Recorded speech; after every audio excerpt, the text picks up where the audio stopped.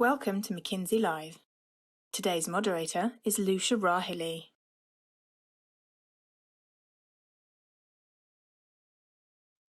Hello and welcome to McKinsey Live. I'm Lucia Rahili, McKinsey's editorial director and your host for this very special event. Today we are offering you an inside look at last week's annual meeting of the World Economic Forum, which wrapped up Friday in Davos, Switzerland.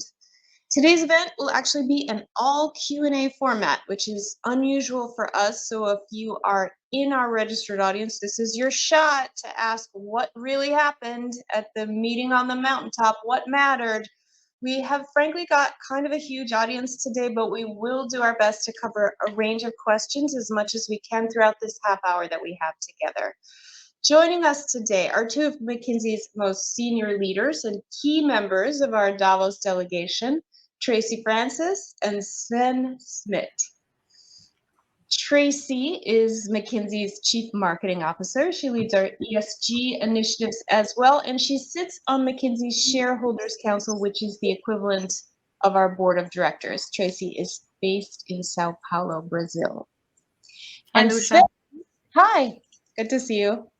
Sven chairs the McKinsey Global Institute, which is, of course, our business and economic research arm, as well as our insights and ecosystems work more generally. Sven is based in Amsterdam. Hey, Sven. Hey there, Lucia. Welcome back, both of you, to McKinsey Live, and thanks for making the time for us in the wake of what I'm sure was a whirlwind of bilaterals and events and so forth. Again, for latecomers, this session is fully Q&A, so if you're registered, please use the chat functionality to the right of your screen to shoot over your questions. Okay, so last week's meeting was, I believe, the largest Davos in history, and it comes at an almost uniquely challenging moment, right, as world leaders contend with a really tough operating environment. Lots of headwinds, lots of uncertainty in the geopolitical and macroeconomic landscape. Sven, you are a Davos veteran at this point. Tell us about the mood on the mountaintop. How would you characterize the spirit in Davos last week? I think the mood was one of connecting. I think lots of people were there, as you said, more than probably in the last three events. And they were trying to connect to make sense of the world, where we are. And I think people were looking both in the microscope, where in the microscope they saw, I think, a long list of issues that we all feel, from geopolitics to war to economics and so on, all the issues that you normally get, including sustainability. But the list was actually quite long. We come back to that. And in the telescope at the same time, the whole street was full of AI, city projects, and you name it, of people connecting and rating out maybe also elements of what in the midterm would be a bright future, call it in the telescope. And I actually think that mood was, as a result, a bit ambivalent, because you're on the one end weigh a whole list of short-term issues, while at the other end you have these mega waves that could actually be very good for the world. Mm-hmm. And I would say maybe, and I'm sure Tracy will say more about this also, it's like in most Davos I've been at, 2 or 3 issues would emerge as the big things. And if I had to call out one word, this Davos was a bit more fragmented. What do I mean? Long list of issues between the microscope and the telescope. So it was a bit more all over the map. But the mood of connecting in the snow, though, again, was actually very good. And I think the short-term issues were weighing on people, while considerations of the long-term were maybe more positive. Interesting. That's very nuanced. Tracy, we spoke last week just prior to Davos about what you expected to be top of mind at this year's meeting.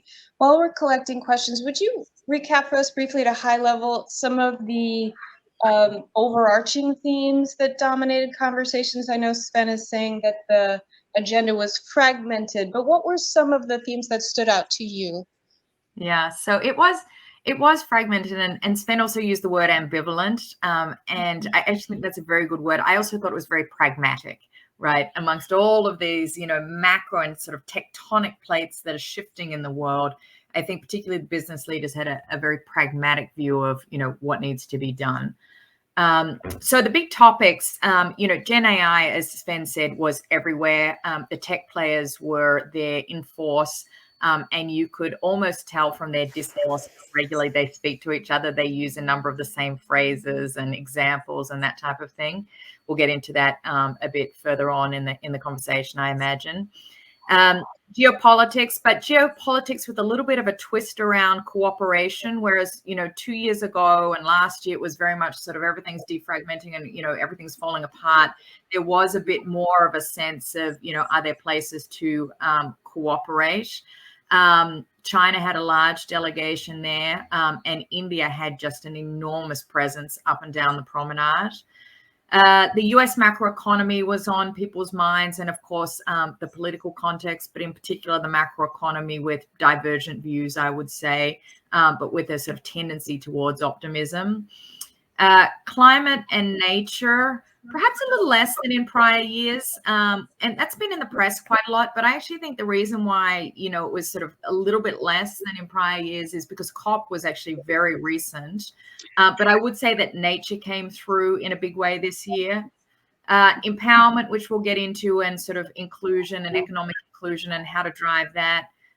Women's health, which actually was one of the things we were collaborating on, has, reverberated in an enormous way all around the world. The reach of that material has been enormous. And then finally, I think sort of the questions of what type of leaders and what type of talent can help us through this moment was very much on people's minds. Super helpful. Okay, let's start. We are already seeing a deluge of questions on the potential game changer that is Gen AI. Tracy, you mentioned this first. The view on Gen AI obviously seems to ricochet sometimes between wildly optimistic and sort of, morosely and morbidly dystopian. What was the reality of your discussions at Davos, and what would you call out as some of the key takeaways on Gen AI this year? Yeah, I think the first thing is just how far the conversation has advanced. I mean, if Davos last year, people were the way I thought about last year is people were worried that their kids were cheating on their their homework, right? Right. Whereas the conversation this year is very much private enterprise and some public, but mainly private enterprise is already experimenting, and the conversation was around a couple of things. First of all, how do you actually get a return from these experiments? How do you move out of the sort of pilot purgatory into, at scale and transformational change? And I think there's quite a lot of debate and still quite a lot of questions as to how to do that. And perhaps secondly, in a sort of somewhat more inspiring fashion was this idea of enhancing human creativity and human potential, as opposed to simply, job replacement and that type of thing. And that was very much the theme. And so I think people had a, kind of relatively optimistic point of view on that.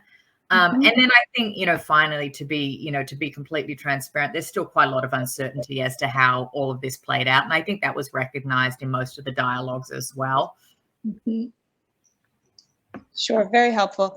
So let's take up geopolitics next. I think we've had a lot of questions here for the obvious reasons, dominating headlines and obviously of rising concern in a range of ways, including lives and livelihoods, but also trade flows and supply chain stability and so on. The world is, of course, also confronting specific global challenges that are going to require solutions from leaders worldwide, which I think you teed up a little bit talking about cooperation with a twist. Talk to us generally about how leaders are thinking about geopolitical complexity, and then also specifically whether these rising tensions do risk preventing us from forging the kind of global solutions to our collective challenges that we seem to need. Sven, do you want to take that one?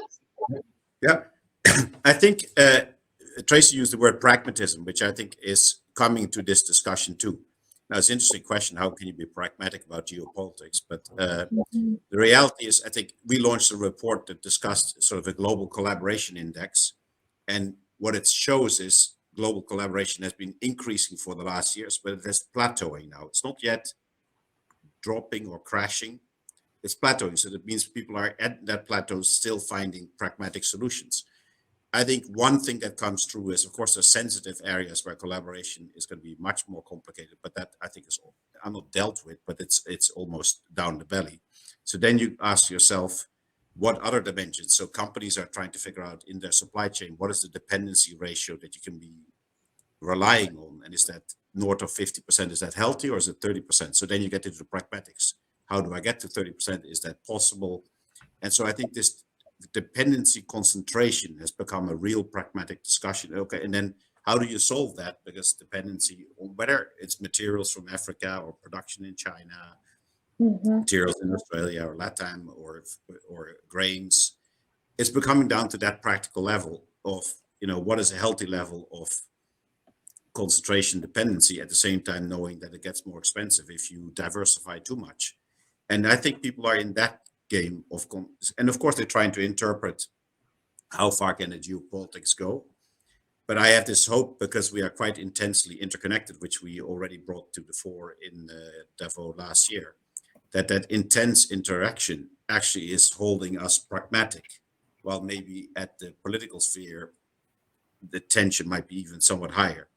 Again, lots of other things than what I just said could happen, but this atmosphere in Davos was one of exchanging what is the pragmatic solution in the current context, which I think centered a lot on how dependent can you be on particular geographies in parts of your supply chain. Makes sense.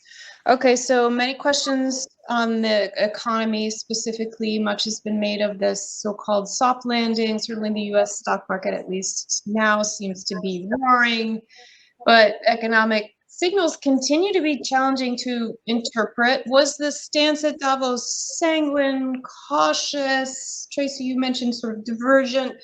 How are leaders looking at the year ahead? Sven. Oh, I think they are probably, if you think Davos 23 was a discussion about, how hard will the break be and how deep will it go? And 23 turned out a lot better. So you could also sort of say what Davos predicts on the economy is the opposite of what happened. I would say what Davos now said, it's divergent by geography. It's strong in India, probably going to be solid-ish in the US. Europe lags a little bit against that. And then we can go to more specific regions. But at the same time, there were a few people that were raising the bar on the level of risk that's still in there. How long can we hold high interest rates? Is the inflation really settling in? How long can governments hold up government spending and so on? So I would say the upside case of 24, beyond what I just said, was not articulated. There were downside questions for that. And so maybe when we speak next time in a year from Davos, the story will be everybody thought it was kind of solid with some variation, and surprisingly solid. By the way, the economy, of course, largely is propped up at the moment by government spending. How long that can continue is an interesting question. And consumers have significant saving buffers that have dried up a little bit. So, that's why people start to shift into, relative to this position of solidness with some variation, or groundedness, soft landing or whatever, what would be the worst scenarios. And so I think we know, by the way, from economic science, predicting 6 to 8 months in the future is nearly impossible. So that's also roughly what the conversation is, what the bookends. But the bookends didn't have a high upside for 24. The bookend show. I agree with that. The people who spoke positively would cite all types of consumer confidence data, and the people who were on the other side of the argument were still very much on inflation and interest rates. Yep. Interesting. So we're seeing some questions on Europe, actually, some of which are at that nexus of economic and geopolitical dynamics, particularly given the potential supply chain disruptions in the Red Sea. Sven, I'm going to turn to you again here, given that MGI has released new research on European competitiveness. What's your take on the way these changing dynamics will affect Europe in the future? Well, I think, again, I would go to pragmatism discussions. People do understand that there are some handicaps in Europe. The handicaps are less internal resources, whether it's energy, materials, and so on, than maybe other geographies. So there's a bit of more dependency, which of course came out in particular on gas from Ukraine in certain sub-geographies also a while ago. But the reality is it's an overall picture that Europe is a bit more dependent on outside sources for materials and so on, which is a dependency issue. And then as many pundits in life have said, is Europe will always underpunch the growth by about 1%. That's actually in the expectations of company growth. And Europe, because it's more fragmented, which is, by the way, as a European, I think also the beauty of life of Europe, there's various cheese tastes and so on. And, let's just be clear, trust in government in Europe is higher than the United States, significantly higher. Even in these treacherous times, people are on average happier. They seem to do a bit more on sustainability, and there's a bit more inclusion. The Gini is a bit better and so on. But the reality is, can Europe have its cake and eat it? Have that good feeling and so for how long can Europe underpunch the growth and underpunch some of the areas of competitiveness? In particular, because the tech landscape and the AI will horizontalize industries in a very fundamental way. And these horizontal platforms could eat out a lot of the value added of Europe. And that's where people are concerned. And then if you add things like the energy transition, climate, and so on, Europe is standing out in pushing for it, but most dependent on external sources. So the equations start to be a little tight. And so as a result, today, energy prices in Europe are much higher than in the US and other places. That makes certain industries uncompetitive, and people feel very uncomfortable about it. But a conversation is happening in Europe with two reports coming out, one on the single market and one on European competitiveness, which should be taken seriously by the next European Commission, that actually understands it's now high on the political agenda. I would say it wasn't 5 years ago. We spent time inputting into that research, and we added sort of 7 goals that Europe should pursue to get better. But, it's a big mass. It's better. One of the better comments the CEO made is only 2 areas once got together without war, which was Switzerland and Europe. Switzerland's a long time ago, and it's in a pretty happy place, we think. But they basically said, a unification project takes centuries, and we're in not even the first inning, I guess, or maybe the second inning in Europe. And so, it's hard. But if in a very competitive global world, that slowness is potentially a handicap, and people are really concerned about it, and they're trying to see how the conversation, also in Davos, can lead to solutions. So that topic of sort of specific geography, specific region, might make a nice segue to some questions we have here on India, which had apparently a sizable presence at Davos this year. Seems to have gotten a lot of buzz. Tracy, anything to offer here on India in the year ahead?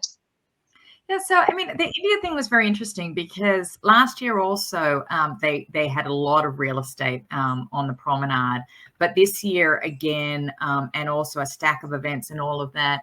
And I the way I thought about this, I'd be interested in Sven's view as well, but the way I thought about this is, we were just talking about geopolitics and supply chains and all of that, which has really kind of brought India to the fore.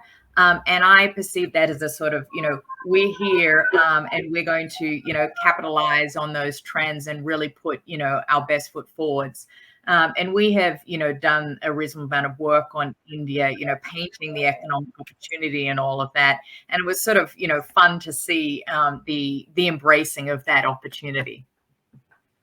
Cool. I think you see a situation of mutual confidence building, what Tracy said, where both the India representatives, but also when I was in the B20 in India, the confidence is pretty high from the moon landing to the underlying economy and some of the initiatives that are going on, which actually, seem far more solid than it has been in a fair amount of time. But the confidence on the other side from investors from the US, Europe, and so on started to be also strong. At the same time, India is holding a posture, we can do a lot ourselves. And people try to say, okay, so what is the real participation model in the Indian upside now of the rest of the world? So again, people are trying to, actually, how is here again a significant discussion, like, who can play, how it gets played. But the confidence around India is certainly one thing that we should test in a year from now, whether everybody was right again. Whether it held, yeah. Lucia, I know you're the boss, but I wanted to make a ploy for one of the breakout themes this year. Go ahead. Yes, bring it. So I talked about this in the live before Davos, and I was really happy with the outcome, which was this whole collaboration we did around women's health with the World Economic Forum. And I just got some data back, right? So of all the collaborations that the WEF did, this was the third highest in terms of media attention, and has reached at this point sort of nearly 800 million readers as it's spread out around the world. And essentially, the material says, look, we all know that women live longer than men. What we don't realize is that women live 25% of that time in bad health. And by the way, 25% more time in bad health. And by the way, half of that 25% of the time is during working years. And so then there's a whole lot of diagnostic as to why that actually takes place. But there was real excitement around the economic opportunity that presents if you can resolve it. And so people like Bill Gates were talking about for every dollar invested, you get 3 back. Our own sizing puts the opportunity at, about $1 trillion of GDP. And so, of course, it's not, at fever pitch yet, but the launching of that topic really did seem to gain quite a lot of momentum.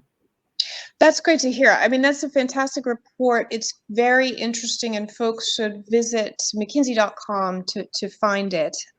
We've got tons of content on McKinsey.com on all these topics, and that one is of particular interest. So let's move on to climate. CEOs are juggling lots of pairs of scissors right now. It's a tough environment, as we said. Given these other exigencies, is there a risk that leaders will let net zero slide? Tracy, you mentioned that that it didn't seem as much on the front burner as in the past. How does climate fit into this evolving agenda? Yeah, so I want to be clear, right? Whilst I thought it was perhaps less present on the agenda in terms of number of sessions, right, or percentage of total sessions, and when I say that, I mean both in the Congress Center, but more broadly. What I observed is that, again, right, there is a realization that net zero doesn't exist in and of itself, right? Net zero has to be in a way that is affordable, that is just, that is equitable, and all of those things. And I think there's been quite a lot of maturing of that topic over the last 12 months, actually longer, given all that we've seen in particular in Europe. But I also felt like off the back of COP, people are moving to action as opposed to sort of, that it was a much more action orientation than a debate orientation. As I said, I do think the topic of nature specifically gained more relevance this year than I had seen in prior years. And I think that's quite exciting. Good. Let me add maybe on that side that, in one of our sessions where we discussed sustainable inclusive growth, which is sort of the integration of this discussion, one thing that has, I think, landed pretty well, not just by what we did, but I think it's becoming quite persuasive, that is an understanding that if people don't get to a certain level of wealth that we call empowerment, which is not the $2.15 a day that's the poverty line, but it's more like $12 a day, where people start to be able to have basic shelter, basic food, basic education, basic healthcare, and a bit of discretionary to come through bumps, nobody will be able to participate. We had one of the energy leaders from India with people from Africa and so on, making the point that you can't expect India and Africa to go full out if the solution doesn't become more affordable. Now, it happens to be that certain technologies in Africa and India are much more affordable than they are in Europe, like solar, because the sun shines stronger and so on, while others don't work at all in those places. And I think the world has started to understand that if the thing doesn't work for the people and it would eat in their ability to develop, and just this empowerment line, we're talking 4.8 billion people living below this line, is a very large point. And so that discussion that says we cannot just solve, as Tracy was saying, it's 4 or 5 things at the same time that need to be solved. I think as a result, again, Tracy, good word choice, is pragmatic, because there is no way that we will do the transition if the 4.8 billion people don't connect to being able to be participating in it. I make this very personal sometimes. That $12 line, the Netherlands passed in the 60s, but in the 60s the Rhine was dirty, and I'm sure we cared about it, but we just didn't have the money and the mindset to care about it. When we passed the 12, we started to clean it up, even with the ambition that the salmon would swim again. Still dangerous to swim because of the currents, but it's actually clean right now. And so the reality is there is this coincidence of a wealth forward, a growth forward that leads to inclusion of large parts of society so that they actually can participate, not just in the climate discussion, but I would say most discussions that occur in Davos will be above the mind space that people have until the 4.8 billion people are in this point of empowerment. Thank you. Okay, we have had quite a few questions on talent as well, and that kind of brings us full circle to AI, actually, given talent shortages and concerns about the future of work and the skills transition that could be necessary to fill those workforce gaps now and in years to come. Any key takeaways on talent, Sven? Yeah, so I think the AI talent discussion is kind of an interesting one. At the moment that we have a talent shortage because of fertility rates and all that kind of stuff, but also because of a lack of productivity growth over the last decade, the largest potential productivity growth opportunity that I've seen in my 33 years at McKinsey is coming by. So what a better moment to have these things come together, you could kind of say. So, are we going to be too slow in the benefits of automation, AI, and so on to bring in prosperity for all? So that we always are in this tension is one thing. I sometimes have this feeling, and the reskilling discussion was kind of interesting also in Davos, is there are two views on this. We need to train them and then they will get the new work versus we need to do the new work and then they will come. And I'm a little bit personally in the last camp, which is, let's create the opportunities in which we're doing things in new ways. And in those places, we will sort it out. Many of the hardest challenges in the world got changed from a capability and talent perspective because we actually started to address the challenges. And to me, that means that if we move full force on the potential of the automation to, advance human prosperity, I actually think some of the talent gaps could be closed. There will be very specific talent gaps in different geographies and so on, who, by the way, will close because a lot of the talent can now work on the distance and want to work on the distance. But we're not talking just around the corner in the suburb. We're actually talking people in Madeira working for the US, people in India, and so on. So there's quite a lot of stuff that is changing in this domain. But if you take the telescope off, we have all the potential to do the work that we need to make, people pass the $12 line, if you want to call it that way. Let's just not get confused in the microscope that a bit of labor shortage is probably also one of the best ways to continue to drive productivity. Actually, if you don't have pressure on the labor market, the system will get lazy to drive fundamental productivity. And we're working on this as MGI also to show that the new equation of productivity is to come. Great. Okay, I'm mindful of time. I'm going to ask you one more question just because it's kind of a nice way to close the event.